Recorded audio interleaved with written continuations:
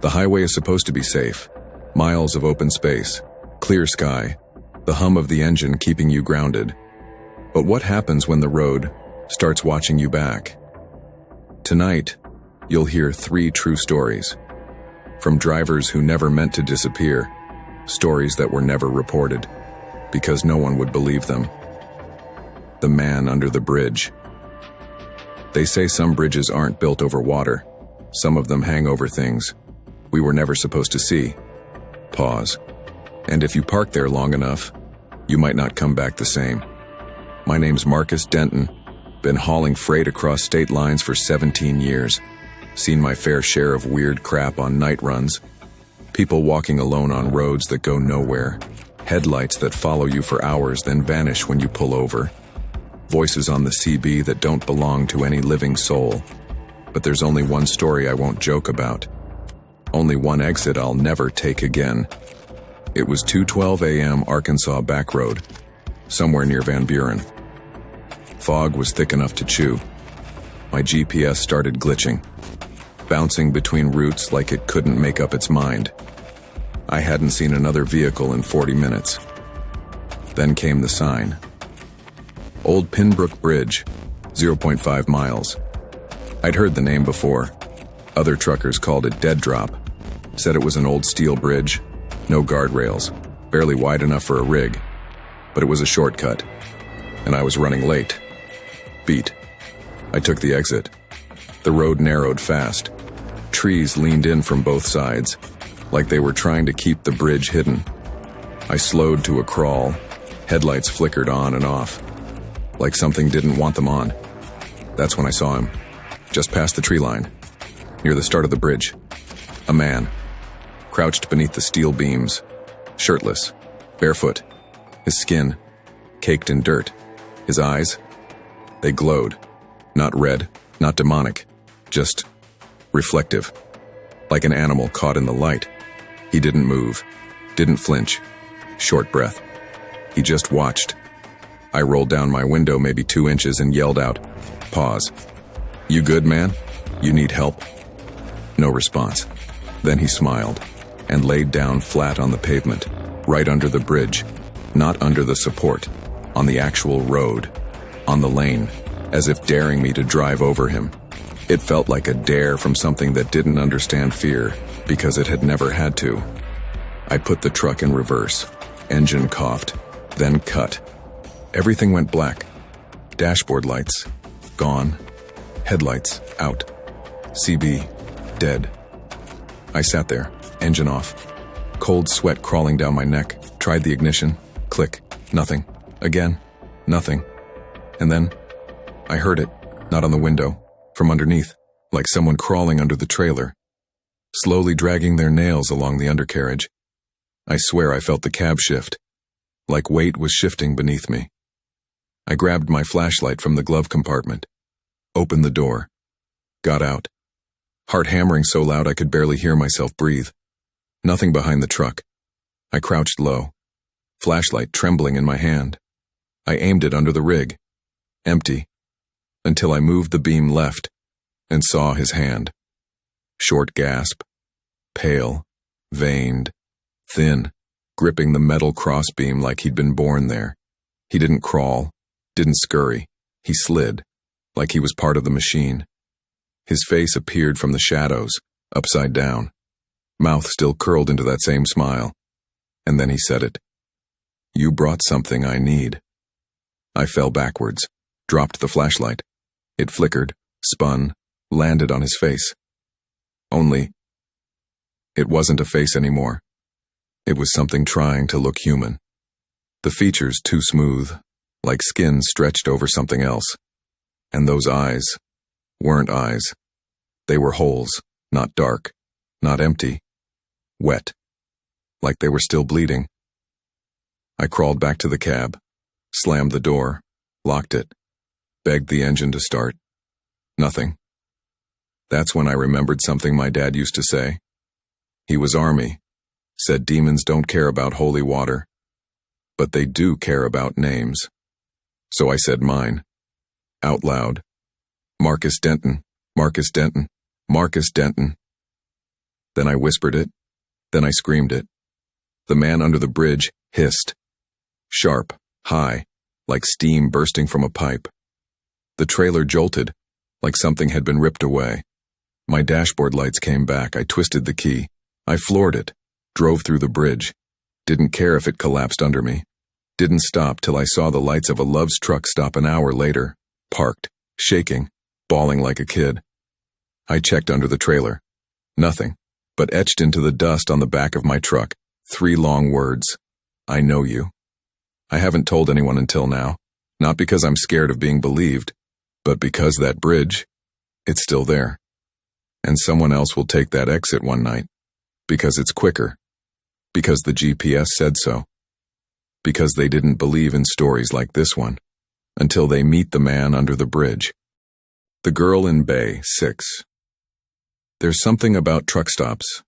They're never quite empty, and never really full, just stuck, like they exist outside of time, like if you stay too long, the hours forget how to count. I was parked outside a diner connected to a fuel station, place called Stanton Freight Deli, off Route 59. If you've driven long enough, you know it. Big red neon sign half burned out, fuel pumps from another decade. Place always smells like burnt coffee and mildew. But the pie's good. I was running on fumes, body sore, mind buzzing. It was supposed to be a 20-minute stop. Instead, I met the girl in Bay 6, and I've never been back since. It started simple. I fueled up, went inside, ordered coffee and a turkey melt. The waitress, an older woman named Jean, recognized me from a run 2 years prior, said I looked thinner, whatever that meant.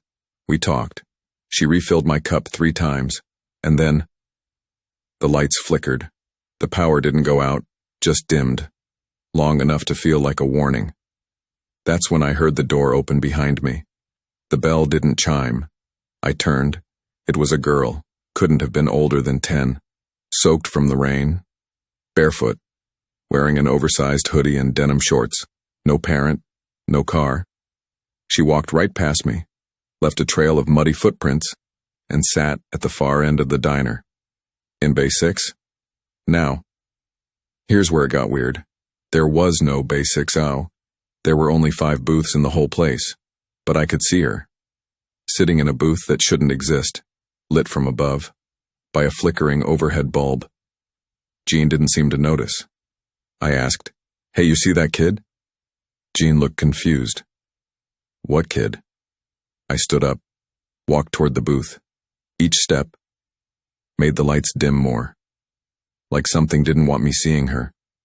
The closer I got, the heavier the air felt, like breathing through syrup. My chest got tight. My ears rang. And when I reached the table, she looked up, big brown eyes, hair clumped wet against her face. No expression, just this focus, like she'd been waiting for me. She said, "You were supposed to turn left at the overpass." Her voice didn't match her face. Too clear, too practiced, like someone reading a line for the 100th time. I took a step back. My instincts said, run. But my body didn't move. She reached into her hoodie pocket, pulled out something small, placed it on the table, a CB mic, old, rusted, but I recognized it, because I'd lost mine 2 years ago, right before I passed Stanton Freight Deli. And the next thing she said, I still can't explain it. He didn't die on impact, you know. He waited 6 hours and called for you. But your channel was off. I staggered. See, I never told anyone about that night. Never told anyone about the wreck I passed on I-22, about the overturned Ford, about the faint voice I thought I heard on the CB. I drove past because I was tired, because it was late, because I was afraid. The little girl slid the mic across the table, said, "He still waits, near the trees, in the place between places." I blinked, and she was gone. No booth, no muddy footprints, just me, standing in the middle of an empty diner aisle. Jean was still wiping a table. I looked at my watch. 3 hours had passed. I didn't eat, didn't refill, Just walked out. My truck door was open. The CB mic was back in its slot. Same model, same scratches. Except now, the channel switch wouldn't turn to 9. It's been locked ever since. And every so often, usually on foggy nights, I'll hear static. Then a voice, calling. Breaker 19, Marcus, come in. Except my name's not Marcus. A mile marker, 301. Some roads are cursed by accidents, others by the people who drive them. But mile marker 301, it's cursed by something else, something that waits. I was hauling late out of Amarillo, third double shift in a week, body numb, eyes raw, mind on autopilot. The stretch of Highway 85 between Amarillo and Clayton is just dead land, flat, empty, no signal, no lights, no exits for 40 miles. You could bury God out there, and no one would hear the dirt settle. Somewhere around mile 290, my radio died. Not just the CB, everything. Music, GPS, dash lights, even the damn USB charger. Flicker, gone. No storm, no static, just off. That's when the headlights appeared behind me. I figured it was just another trucker, but the lights were wrong. Too low to be a semi, too bright to be a car. And they matched my speed, exactly. 65, then 67, then 70, always 2 lengths behind me. I tapped the brakes. They did too. I slowed to 40. So did they. No horn, no pass, just trailing. I grabbed the mic to call out, but remembered, no radio, just me, the highway, and the thing behind me. I hit the gas. 85, 90. The lights stayed locked. But now, they were gaining. That's when I saw it. Not the truck. The face, pressed up against my side mirror, grinning like it had crawled in from a nightmare. The eyes were wrong. Too many. 6, maybe 7, blinking out of sync. I swerved, hard, trailer bucked, horn blared, tires screamed, the road curved, my rig hugged the turn, barely. But the lights? They went off the road.